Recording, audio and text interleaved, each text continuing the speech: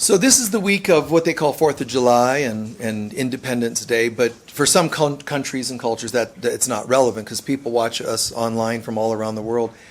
What is relevant is everybody has to find independence. Everybody has to find a state of independence, a sense of freedom. And so we're going to talk about that a little bit today. And I also want to mention in advance, people write in questions and so forth. So I just wanted to get one personal thing out of the way that's still relevant. I'll show you how it all kind of ties in. But freedom can take all kinds of forms. Your freedom could be freedom to come out and be more artistic. For another person, it could be to end an unhealthy relationship.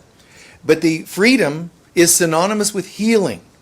An ending of an old and a welcoming of a new. An emptying a cup and refilling a cup. All forms of goodness have those general two sides.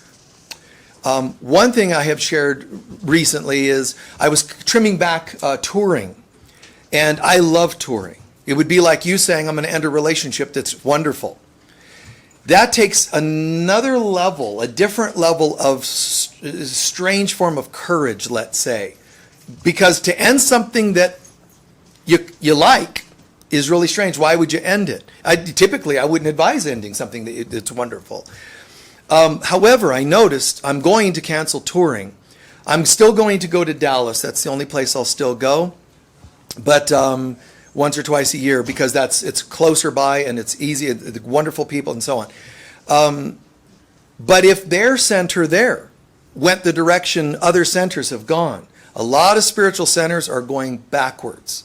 They're going back into old school. They call it New Age, New Thought, but they're actually old New Age. They're going backwards. They're going into really controlling behaviors or boards that hate their minister, the minister that hates the boards. This is controlling that. All kinds of politics. It's insane, but it does make sense. When goodness prevails, then the darkness tries harder to kind of keep it under control. So it's not a big shocking thing, but it was a rude awakening since that was my main life for 40 years. So there were I was saying a few weeks ago, I announced the beginning of this and that I was going to keep a few things on the plate, but I canceled those. Then I realized when somebody asked me, oh, why? We want you to come here. I said, and it all came to me. I said, you know why? Because sometimes when a father sees their children having unhealthy relationships, the father can try to tell those children, they're not little ones, but I mean their daughters and sons that are married and all that. When they see them in unhealthy partnerships and marriages and abuses, you can say, stop that and you can try. But there's a point where it's okay and the best thing for the dad, the mom to do is, this is what you're choosing, which I said and I'm saying to all the churches in the world, the ones that you will no longer see me. I'm saying just like the parent should have said, you will not see me again. I'm not coming back because of the abusive things you're allowing. Your partner, your husband, your wife, your step such and such. So I realized it's a healthy statement and it was a righteous thing and it was a healthy thing. Not an easy thing to do for all kinds of reasons. Even the practical financial. That was my primary form of income. And so it's like, okay, that's that. Well, thank you, honey. Oh, just like the speech of Martin Luther King. Tell him, Martin, tell him. Thank you, sweetheart. Yeah, well, thank you. And so it was odd and scary, but do you get the vibe of what I'm saying? And that person asking me why helped it lock into an answer for her and for myself. And I went, okay. Then there was no more conflict at all. This is the right thing to do as a dad, as a father, seeing the kids choosing to marry some unhealthy individuals, all the drama and yucky stuff, and then saying, you know what, hon, this is the relationship you have, and it wouldn't be good for me to constantly be in it and feel yucky, nor is it helpful for me to tell you to change your life. I can only advise it, and I'm leaving. And so that was the right thing to do. So I pray that makes sense. And another person asked one more question. Another person asked, and this gets asked a lot, how did you get spiritual? How did you get into spirituality? So I'm going to make this very, very simple. Growing up, when I grew up, which is a long time ago, I have to say it wasn't as prevalent. It isn't as available as it is today. You see, I mean, I'm 60 now, and it's like, it wasn't there. It's not like you just found it. Today, when some people say to me, oh, I wish I would have gotten spiritual sooner, give thanks for where you are. Because there's a lot more available today. There was no internet to find things. There were very few books. All you could read was Nostradamus, and that was depressing. There were some books out on Nostradamus, but that was about it. Thank God, dear friends of mine had books out. It would be one-offs. Richard Bach had a couple. But Dan Millman, Way of the Peaceful Warrior, that's a staple. Alan Cohen, Dragon Doesn't Live Here Anymore. Those few people, there wasn't that much out there. So what I'm saying is I had to get it everywhere I could. And I think that's still true. Grab your spirituality anywhere you can. Find it. Feed your soul. So I was like, man, I would just long for spirituality in every form I could. I'd be like, every kernel. It'd be like, a UFO special. Very, very rare. It was like on the show In Search Of with Leonard Nimoy. But anytime, even if Disney had a show, if it was about a ghost, a good guy ghost, I was going to watch it because it was alternative. It was still something spiritual. It was still a good guy kind of scenario. People, individuals, my blessed godmother, who I only got to see about once a year, but she would show up and say, Michael, it's all going to make sense. Hang in there, hang in there. She would say to me, I know your family's screwed up. This is her friends, my parents. I know they're totally twisted and morbid, but hang in there. I'm sending you love, man. I'm like, breathe it in. Breathe it in, just song lyrics. I'd sit there with my headphones on, always locked in my room, man. It was a drag. But I would pray. I would turn it into something. A lot of what I can do today comes from the prayers I did when life sucked as bad as it did. It's not always the great things that happen to us, what you do with it. So I turned my constant being locked away into prayers. And yeah, of course they were a kid. God, why? What's with these funky people? Couldn't you have given me to my godmother and let her be my mom? So they were hurt and desperate prayers, man. But still, the prayers I could hear, the prayers became songs like Earth, Wind, and Fire. They inspired me. They were there. They were getting what I was feeling. You're a shining star no matter who you are. I was getting it. And that was light to me. Anywhere I could find it. Movies. I even, teachers and teachings, hard to find then, but anything I could find.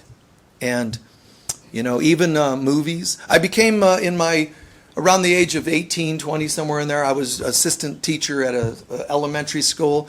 And they would put me in charge when it became time for things like a movie time. Let the kids watch a little movie during break time. I'd put on a movie, but I would pick movies, and they had to be spiritual. Not overtly, but yeah.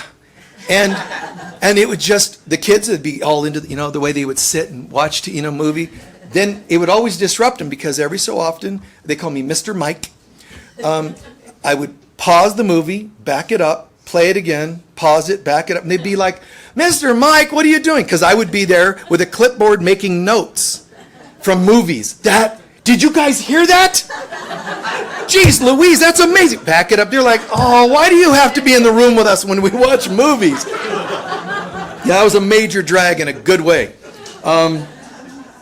People I met, those celebrities and tidbits. I mean, I would write quotes out of movies, like I said, just anything. Qualities. And so I'm saying, no matter where you live, because there's people that say, I wish I had a center like Unity of Sedona. No matter where you live, feed your soul. Even if it's morsels, feed your soul and more comes. And so when people ask, how did you, I didn't have like some holy birth and my family stood around and said, whoa, did you all notice he glows? It was, we wish we didn't have another child. What a drag, what an inconvenience, and yeah, so you could be unwanted, you could be adopted, whatever. It doesn't matter. God's your only real parent anyway. Everybody else you just rent, Well, anyway. So I did, all through the struggles and strifes, it's like we're looking for God's presence. So we learn to soak in God's presence in any form that it comes. And it could be just you overheard something at a moment, or a song on the radio. There's a affirmation in A Course in Miracles, God's voice speaks to me all through the day. And that's important to remember. Not half the day, not only on Sundays, all through every day. But people just have forgotten how to listen for that voice. So I just do my best. Anything that felt like love or light. And for me, sometimes that meant even colors. So I would bring in pieces of color because it represented freedom and goodness and love and, things that didn't make sense to other people. But whatever feels right to you. I mean, this shirt. How could I go wrong? Green. I love green. I bought this in around 1990 because I still have the same shirts for 30 years and 40 years. And I'm not like I got to get a new wardrobe. No, it's pretty. And one day someone said, "What's with the shirt?" I'm like, "Isn't it cool? It's silk." I only have one silk shirt, and it's this. I'm like, "It's silk and it's so soft and isn't it pretty?" And the guy's like, No, actually, no, that's not how I typically look at. And I'm like, "Oh, I forgot. These are guys or people or humans. Humans aren't into pretty green colors." So I'm like, "Well, anyway, it's kind of a nice shirt, isn't it?" Yep. Reminds me of a tree I cut down once. and they're like, "No, that's not what I'm referring to. Do you realize it buttons on the other side?" I'm like, "What's wrong with you?" They go, "It's a chick's blouse."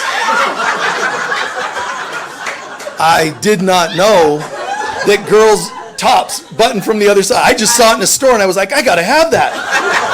It's green. It's green and it's shiny. And no, don't buy me anything green and shiny. Please, don't. But it was green and shiny. I couldn't resist. And it's a funny story and it's an awkward story because I had to have this guy who I don't know telling me I'm buttoning shirts on the wrong side and I'm a girl. So it's true. And I've had it forever. And I just wear it like anything else. And but to me, underneath it is actually Michael. This is Michael. Colors, beauty, words, comments, light. It's all the light of God. So where do you find the light of God? And if you know how to find the light of God, why wouldn't you choose it more often? So that's part of what made me spiritual. It wasn't what I was brought up in. It's what I chose. Find the light. It's not just the sci-fi, someone dies, go to the light. It's always go to the light. It's true. There are foods that are biogenic. They're life-giving. The smells of certain foods. I really do admire those of you who choose to eat so beautifully and healthy because there is a frequency. There's a vibe to foods that are biogenic as opposed to bioacidic, which are life-destroying. There are foods and you don't have to get all judgmental about it. Just follow the light. That's all. And certain music, you can just feel a lightness. People I've met, young and old, celebrity and common folks, wealthy and common folks, it's the light that has always impressed me. And for me, it takes the forms of things that would appeal to me, like color or whatever. And so what is it for you? And do you even know that it exists? A lot of people don't. To me, this is senseless to them, this kind of conversation. No, none of that matters. You just deal with life. You just work and, make a living and then die or whatever. There's such littleness. What is your form of soul food? What feeds your soul? And whatever it is, do you eat from that every day? Do you listen to comments that are good from people? Do you listen to healthy smiles? You should be attracted to light. When you're not, it says something. You're a vampire, or something like that. It's some other thing, but light and musicians. When I've met people, celebrities and all, I've always been like, hey, that song, wow. And, and sometimes they're like, you got that? Yes! How could anybody not get it? I shared this story when I was a kid. I went several times and hung out at a show called American Bandstand. And, I wouldn't know dance or whatever. I was there, I would wait, they get started, and then boom, Michael's gone. I was a teenager kid, but 12, something like a 13, I would take off, head for the green room where the celebrities are. Who do you believe? What do you believe? What are you into? Oh, really? Cool. What do you think about that? And start talking spirituality. And one time I turned on the TV in a movie, because again, anywhere I could find light. A movie, the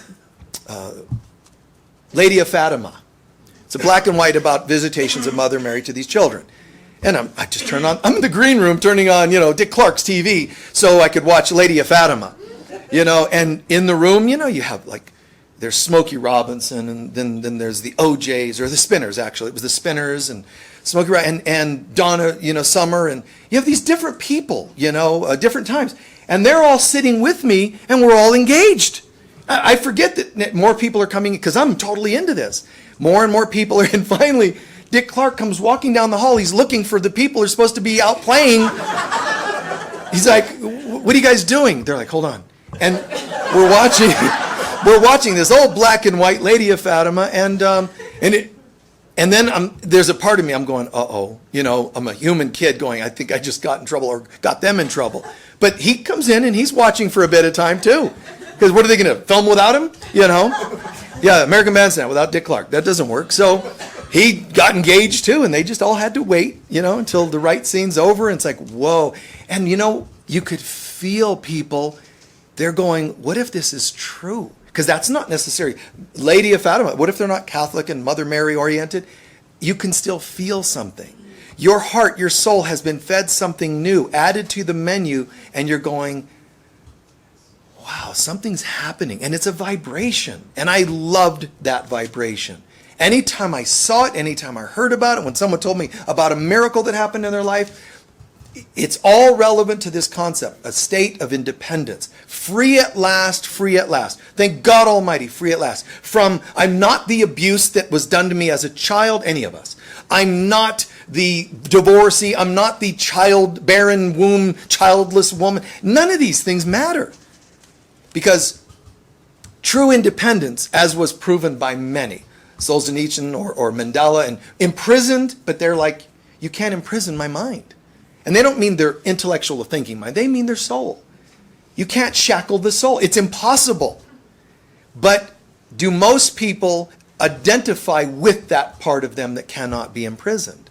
So, freedom, true freedom, is a spiritual state of mind. It's a spiritual sense of independence. But how can you possibly find that freedom and independence if you don't know who you are?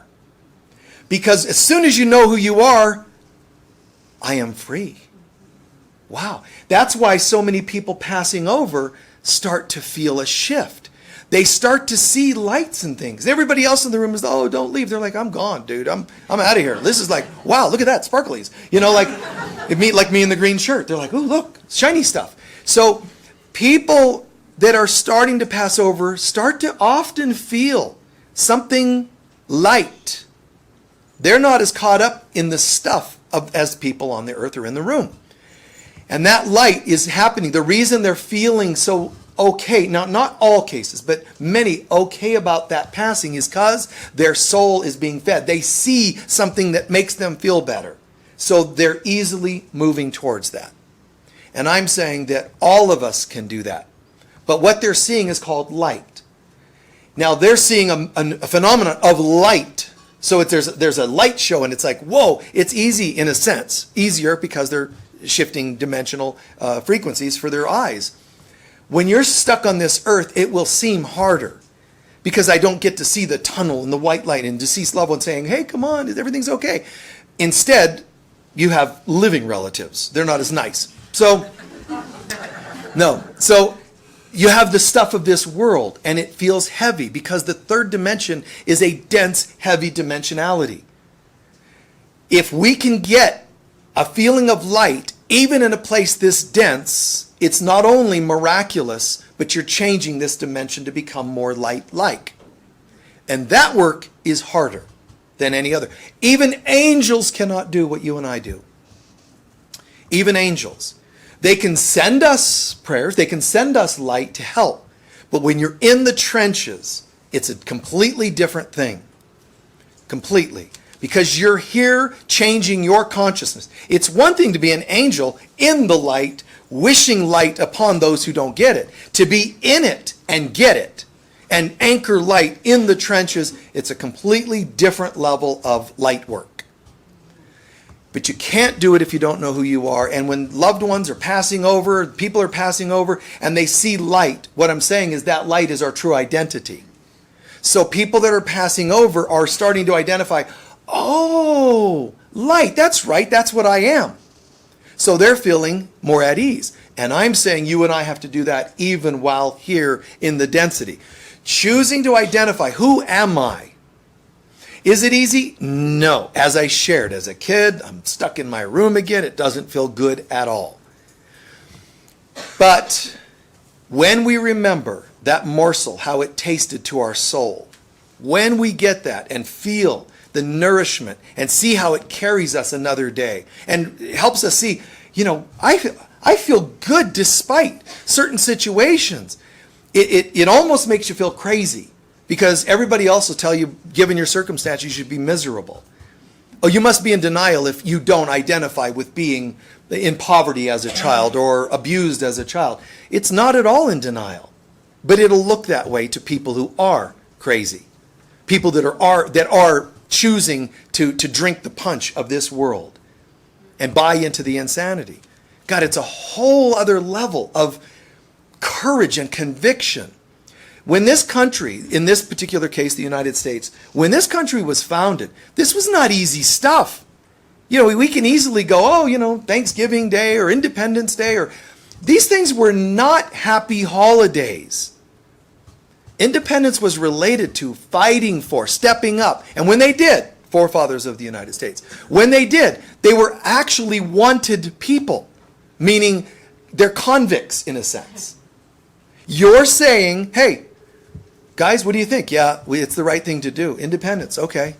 And independence was going to eventually lead even to independence in terms of slavery. They're connected, even though you don't know. Revolutionary War is connected to the Civil War. They're connected. Because a lot of the forefathers were saying, this slavery thing is wrong. Some of them still had slaves. They treated them differently because it was such a commonly accepted thing. But they still said, this is not right. And some of them started changing the rules even then. And just to think, wow, there was a really interesting thing on some program, biography or something recently. It was kind of beautiful because there's this one church that celebrates every year this thing that happened at their church. And it was in the northeast, probably the Boston area. But during that time, that message that the forefathers planted, like slavery is not a good thing, it fed down to even later years. There's a church during the Civil War time, and there was a young girl, a black girl, involved in their church, and somehow she was going to be sold into slavery, I think, and sent south. And this was just a little girl. So the preacher had the audacity, because even if you lived in the North, it was a little politically incorrect to speak against slavery, because it was such a conflicted topic. This minister went up front, man, and on the pulpit, and he fired away. This is absolutely wrong. Nobody should be enslaved. And people are nervously listening. Dude, be careful. Careful, because some of us still believe, and we're not sure, and there's all this conflict around this. And I'm not hearing any of it. This is wrong. So here's what he says. What we're going to do, and he starts simulating, which nobody knows, he starts simulating a human auction. He told the girl, and she agreed. He brings her up. So let's take a look. How much can I get for this girl? How about $5? Do I hear $5? Look, her teeth are good. $5. Let me see your arm. You're strong. 15, 20. And everybody's nervous. What's he doing? He was humiliating the practice. And it was, yucky, but they started catching on. And they filled this basket with money, and they paid the owner for her freedom. Yeah. Yeah. So they still have, in this church, the records of this auction for this girl's life or whatever. And she got to live out her life in freedom. But this is something we have to stay really in our conviction about. Just light.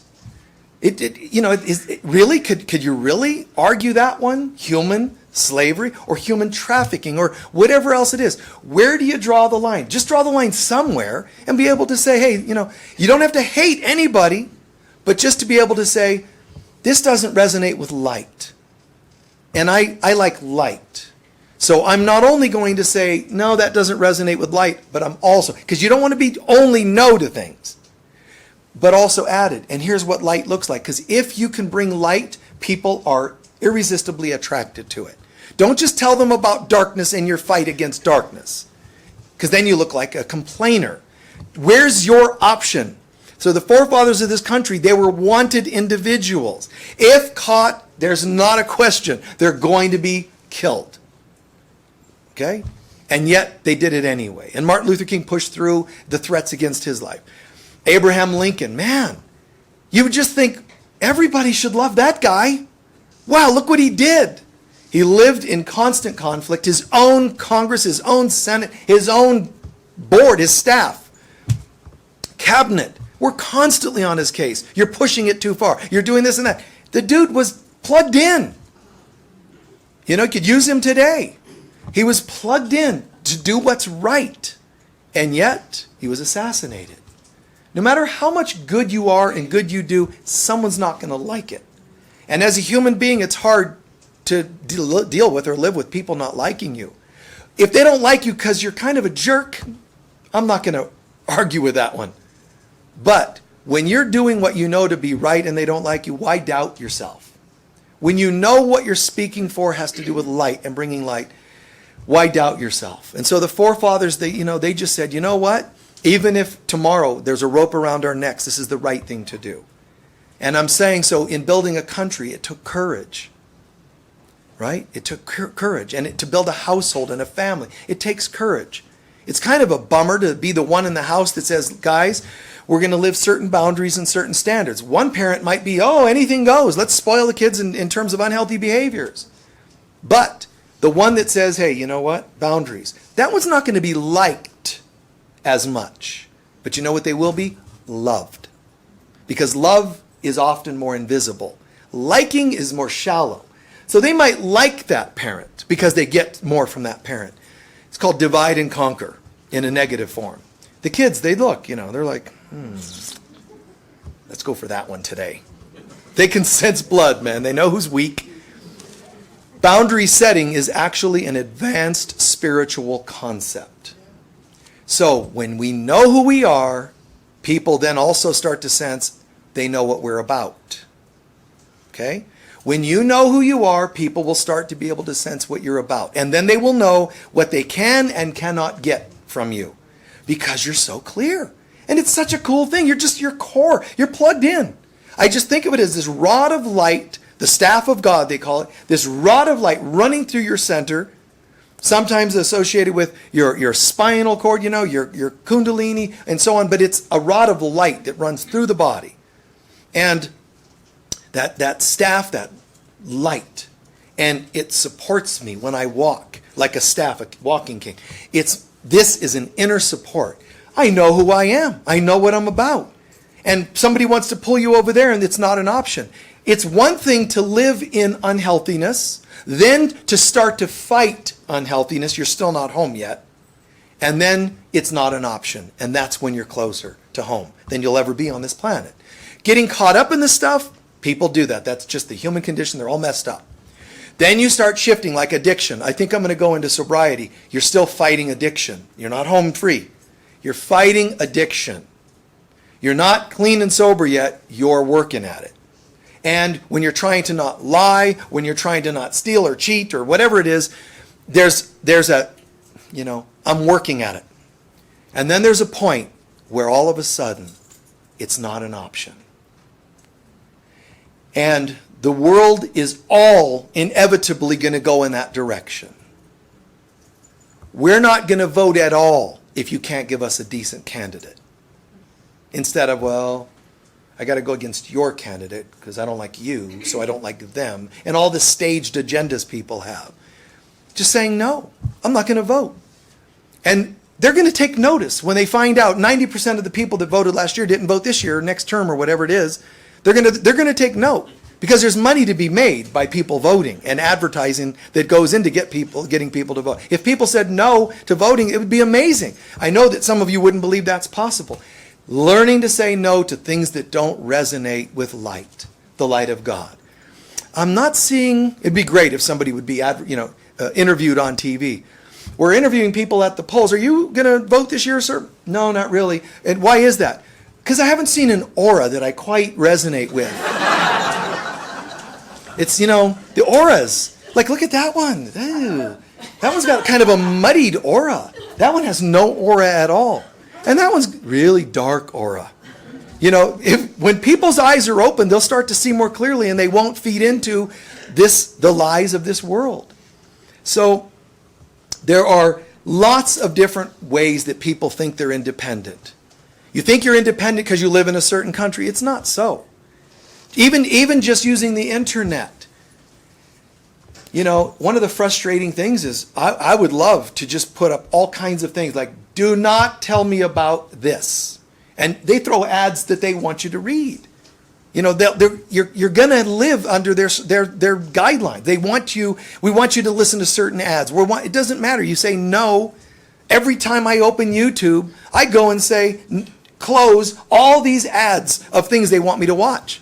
Do I think they're sitting somewhere going, oh, we must have hurt his feelings? No, they don't care, but I can just close them anyway.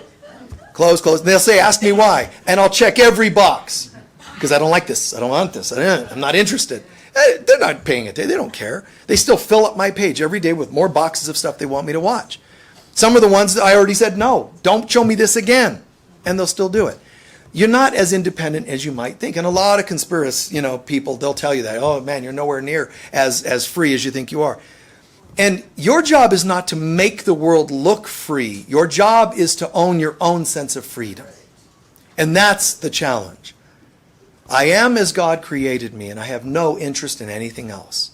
It's kind of amazing when you just go, it's not, and please go for that. It's not there. Now, if I'm fighting something of the past, okay, I'll own. I'm still struggling with that. And it's a healthy thing to own. But it's so beautiful when you go, guess what? I woke up today and it's not an option. I have spoken to people in recovery and I've said to them, can you tell me, do you still get tempted? And I loved the ones that have said, yeah, I'm still struggling, because they're honest about it. But I also loved the ones that said, it's not even on the radar. It's not an option. And they're not, you can tell they're not fighting it. They're saying it's not even an option. Nowhere to be found. Just as foreign as some really strange things, if you were asked to do some things. And I think that's fantastic. And that's called independence. Not still fighting my fears. I'm there. I'm free. When Martin Luther King's life was threatened if he continued to speak the way he was speaking, he's in the recovery. He's still scared. He's still worried. But he reached a point where it's like, it doesn't matter. There's no other option. I'm not even remotely thinking, maybe I should back off on this civil rights thing. And that's spiritual freedom. So people can jump around. They can think, I'm going to have a drink and now I feel more relaxed. That's freedom. It's a false sense of freedom. Every form of addiction is a false sense of freedom. Because that's what people are looking for, is they're looking for a freedom. They don't know how to find the real one, because that involves responsibility, getting to know yourself, and nurturing your soul. People forget how, so they go for the quick things, the quick outs, the quick whatever it's going to be. Winning an argument. Some people even think your independence is in death. Whether it's that they die or they can't wait to pass over because they're in pain from an illness and they can't wait to reach the other side, or they take their own life. Even death is a false form of independence. Because on the other side, you're only past the physical stuff. Anything that was along with for the ride emotionally, doubts, fears, whatever it happens to be. If you died hating God, blaming God for your illness, that stuff still goes with you, and you're going to come back as, something related to dealing with that religion or religion, something that symbolizes God. You're going to still have to deal with your stuff. So everything in its time, we have to just decide if the time can be now. I think I'm ready for, feeling a sense of independence now. When Americans, what we called Americans later, when people came from Europe, You know what they were seeking, in one form of what they were seeking was independence. Supposedly away from religious persecution. So what better thing to do than to get here and enslave everybody? Like, we're here for religious freedom. Hey, you know, shackles. They wiped out Africa. They wiped out the North American indigenous people, Central American, South American. You know, this wasn't a large populace of people, meaning Europe, that came over here. All it takes is a few to mess up many. And it's kind of a drag if you think about it. There were some elders in America that got together. One said, I had a vision. And it said, our end is coming. All these nations are going to be destroyed. I mean, and they were decimated, man. But this one elder said, and in my vision, it goes like this. If we could get all the nations, the native nations, to unite, we could end this. And they wouldn't. The other tribal leaders, well, who do you think you are? You're not going to tell us what to do. And the vision went the other direction. He was given a vision of either direction. And it failed because people would not unite, which is still the ego's way of keeping things from shifting. So if you have a household and they will not unite, you're not failing. You just do the best you can. At work, you're trying to get things to change, the frequency, the vibration at work, or at your church, places that I used to tour. There's people that are still the minority trying to change this vibe. Because so many people have they drank the punch and have become part of abusive styles. And when I've said, well, you got to do something, speak up, they either completely chicken out, or when they do speak up, they're squashed and the voice of light and reason are gone. So my take would be, find the light then for yourself. Wherever it's going to be, you find your own bliss, you find your own peace, and you go, if you have to the grave, knowing that you're doing your best to live for the light and, fight for what's right. Not fight with hatred or better than kind of attitudes, but the way Krishna says. You're fighting the good fight. Even if you die, if you go to your grave knowing that your focus, your intention was light, it's the right thing. Me personally, I'm going to fight for the light, but I'm not going to do it hurting anybody. I don't need to out people or gossip about people per se. I don't need to do bad to justify good. It doesn't make sense to me. So, you just do the best to live your life in the best way you can. You become an example. And if you're at work, I've had workplaces, that people were just standard humans with the standard conversations and gossips and, whatever kind of talk, gutter kind of talk. And as a kid, I remember the way they would look at me, almost like they're all like laughing, and then one of them would realize, oh, Michael's in the room. And that moment when they all turn their head and look at me, it wasn't like, oh, such filthy talk. You've offended my ears. I would just smile, probably look like I was stoned or something, and they'd be like, I remember one guy in particular, he just shook his head like, oh, this guy's hopeless. Because all I would do is smile. But when any one of them was having a challenge at home, it was the funniest thing.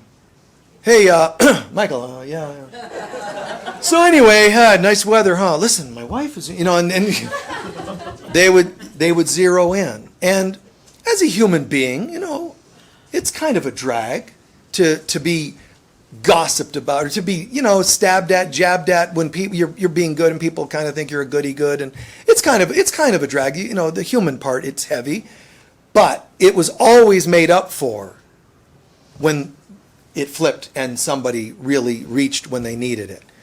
And would I change that? No, I'm really grateful that I was ever there for a person that needed it.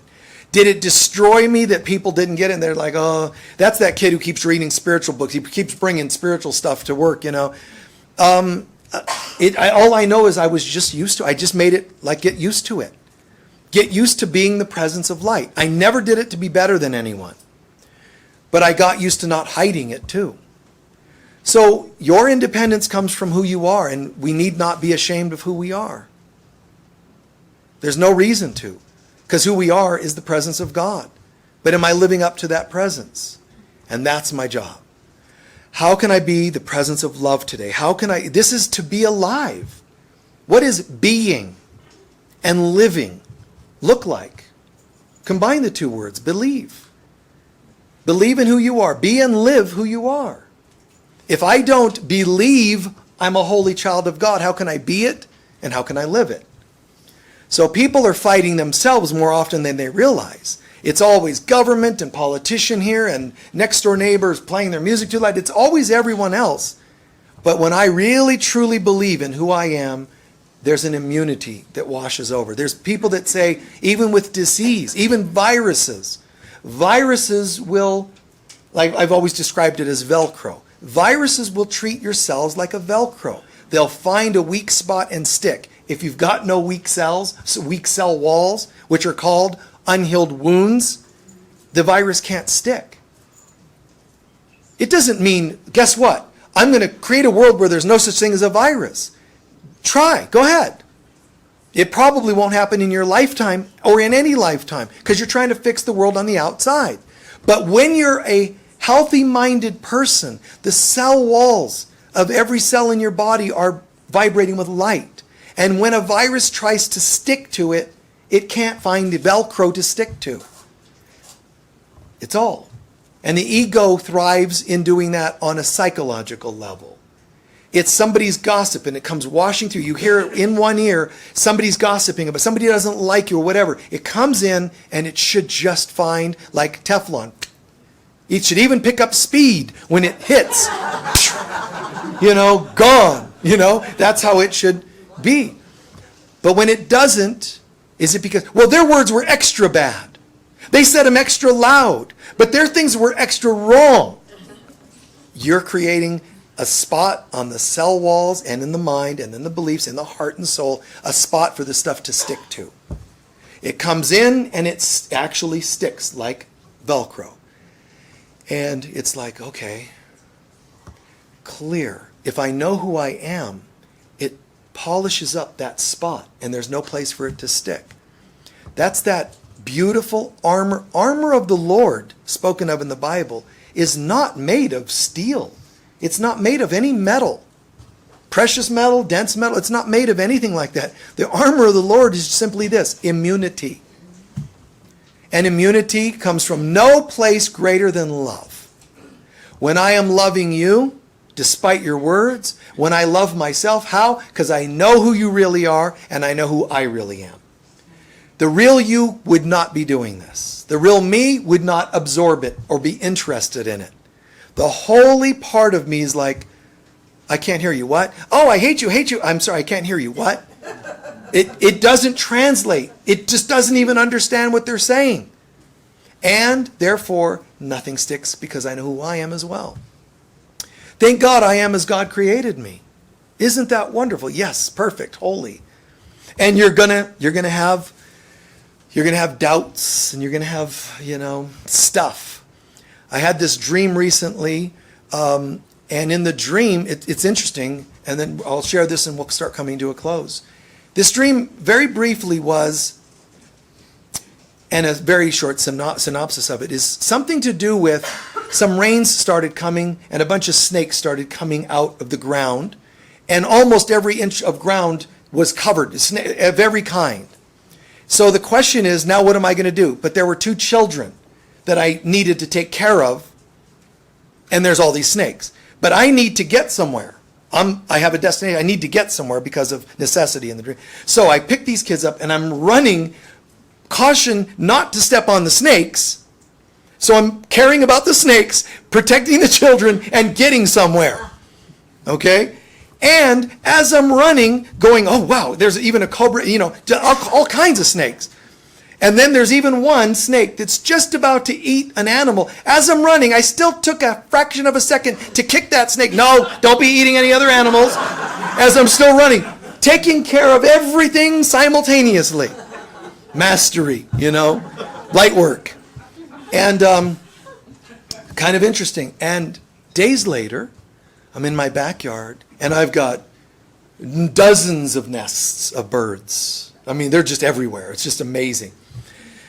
But I saw a snake trying to make its way up to a nest of babies. I'm like, no, we can't have that, dude, So I had to catch the snake, take it, and brought it over to Rebecca's yard and dropped it off. No.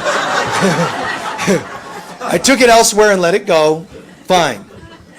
And there's, now the next day I hear the little chirping of the new baby birds, and, I'm like, oh, that's just so cool, And a few days, several days of that, and the mom, every time the mom would come in, go in there, you'd hear the chirping because she's feeding it. Very beautiful, beautiful.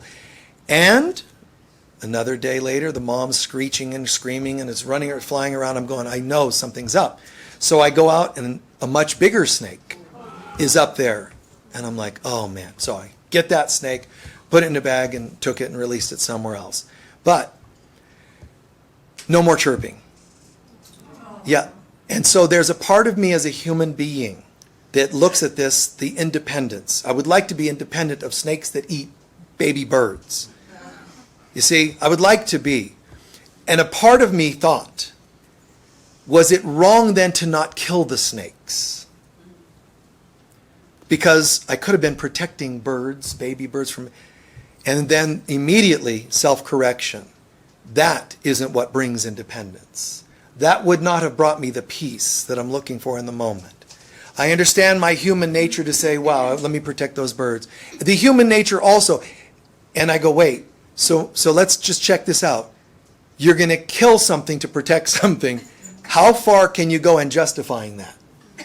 And that helped me feel peace, because it was after I took that second snake elsewhere that I realized now I went back and there's no more sounds. So I thought, did I contribute to the problem? And you're going to have that. No matter who you are, you're likely going to have doubts that you did the right thing. Bottom line, did you try to cause harm? No. Were your intentions good? Yes. Then shut up.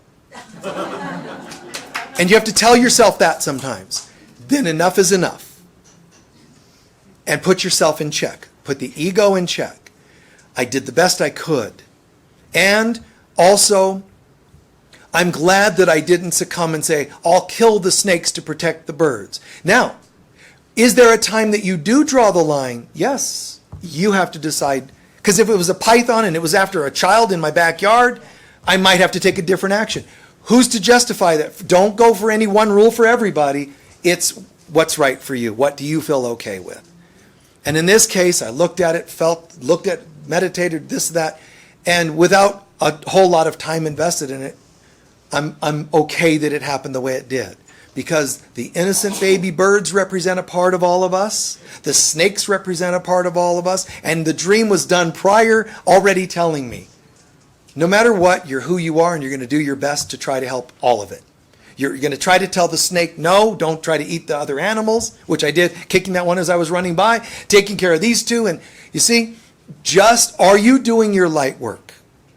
Something you might slip, somewhere you might doubt, but are you doing your light work?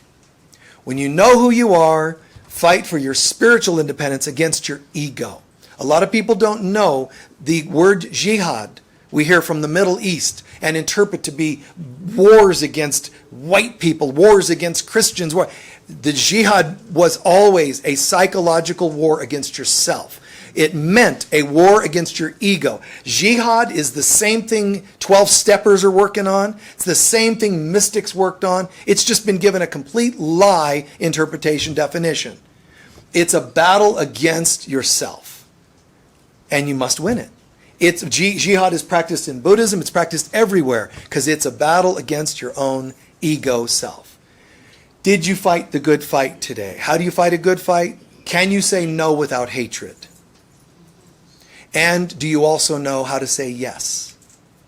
And sometimes it's okay to say yes. And sometimes it's okay to say no. Your job and my job is to do our best to let the real us define when it's right to do either one. If it's compulsions and fears, it's not coming from the right place. How do I become more identified with my real self and let that make my decisions for me? Then you can say, I got it. Free at last, free at last. Thank God Almighty, free at last. I feel peace. I'm out of prison. And if something happened tomorrow, I would still step up and say, no, take the snake down. What would I do with it? Take it and let it out somewhere? Maybe, and maybe not. I'll wait and see how I feel in the moment. And each of us has to be guided in the moment, but from the right voice. The only one that's really in the moment, the now moment, God, our true selves. Let's take a few centering breaths, please.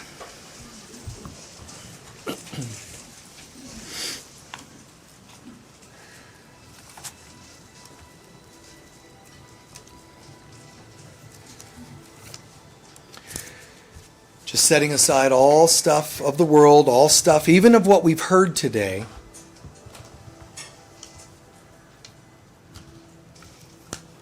All that matters about what we've heard is allow calmly and passively, allow anything that made sense. Anything that didn't or you didn't agree with, just let it pass away. Let it go. That's fine.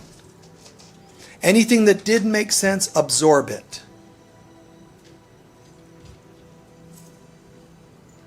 And it's not something wonderful Michael said, it's something wonderful you heard. And all that's really happening is it's coming from a part of yourself. If it was right for you, give thanks. Just like you're soaking it in. It's light. You're just feeding yourself light.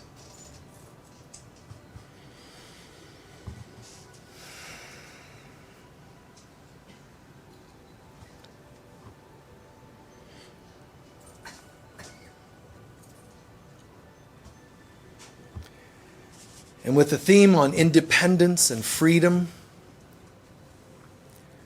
today's meditation simply focuses on anything in our lives that has us shackled. An unhealed relationship, a codependence, an addiction, anything that seems to hold us in any way. Anything that keeps us stuck in an old pattern.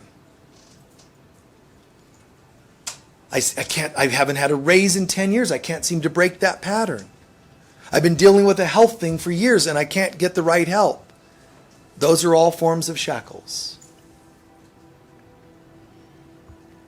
Someday I hope to own my own house. Shackles that are keeping us from our greater good.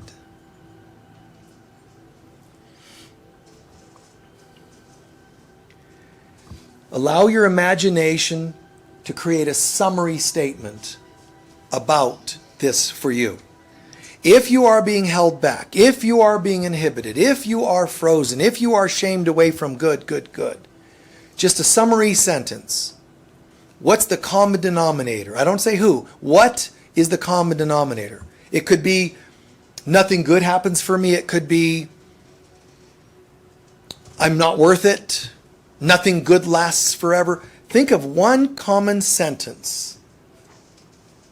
One common sentence that would be underlying most of your patterns. And let the Holy Spirit, the Divine Mother, let her help bring it forward for you to see honestly.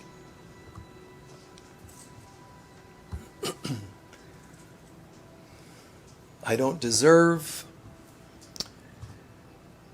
Nothing good lasts. Whatever it is.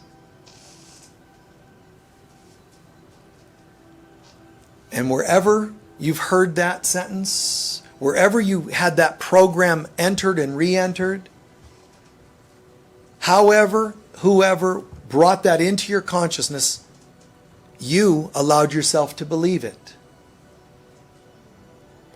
And so, imagine any people from the past and any events from the past related to this key belief that you are something other than a holy child of God.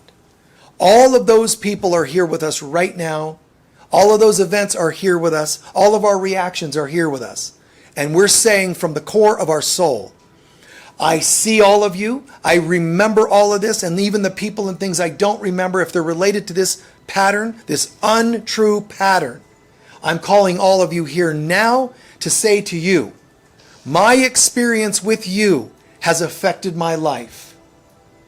It's brought forward beliefs that are not God's beliefs, patterns that are not ones I would choose, stuckness, inhibition, feeling frozen, paralyzed. None of this is God's will. And sometimes I'm mad at you for that. Sometimes I'm mad at myself for that. But today I'm choosing independence. Today I'm saying goodbye to all the people and all the events that have had this effect in my life. I would love for things to have been different between us, whether it's an event or a person. I would have loved for a different experience. I would. But I accept that's not what happened. So I'm saying goodbye to you. I would have loved to have gotten on better. I would have loved for you to seen the light in me. I would have loved for you to appreciate me more. I wish this event hadn't happened. It's controlling me. How can it? First of all, it's an outside thing. Second of all, it's in the past. I'm here today in the moment. And in this moment, I'm choosing to be as God created me to be. So, I have the courage, the power, the right to say goodbye. With no hatred, goodbye. And watch those people and events slowly fading away. Slowly fading. Goodbye. With them goes all vows, debts, karma, agreements, programs, contracts. Goodbye.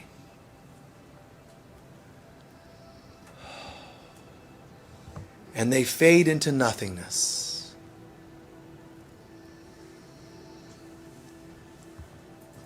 Do I want to remain nothing? Of course not. Then in this empty chalice, I'm asking for the Holy Spirit to pour into me a reminder of my true self. Remind me of my goodness, my holiness, my strength, my power, my creativity, my joy. Fill me now. And filling up and filling up and filling up with each breath, filling up. In this center, I need do nothing. There's nothing that compels me from addictions or patterns or programs. Instead, I'm fully inspired. I'm shown what to do, what to not do, and when. I'm shown what to say, not say, and to whom. Today, I move the critter that would harm another critter. The next day, I may not. I don't know. I don't care to even try to think about it. I'll be in the moment and ask, what would you have me do today?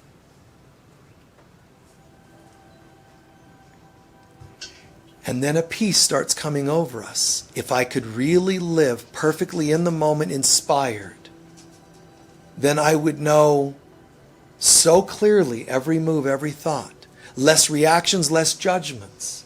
Winning lotto tickets, healed illness, goodness that I would bring to other people, the presence of God glowing in and through me. And that is the inevitable for all of us on this planet. I'm just choosing it more so starting now. There's independence, and the independence I'm choosing can only be part of me if I'm willing to share it with others. And so it is. Slowly stretch out. Try not to move about too fast, too soon, too prematurely. Just give it a second. Soak it in.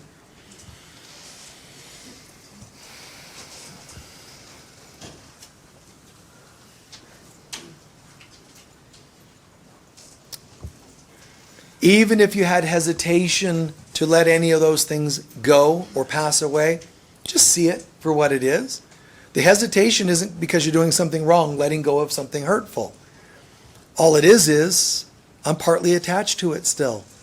I think I'll let go of that too. Okay? Alrighty.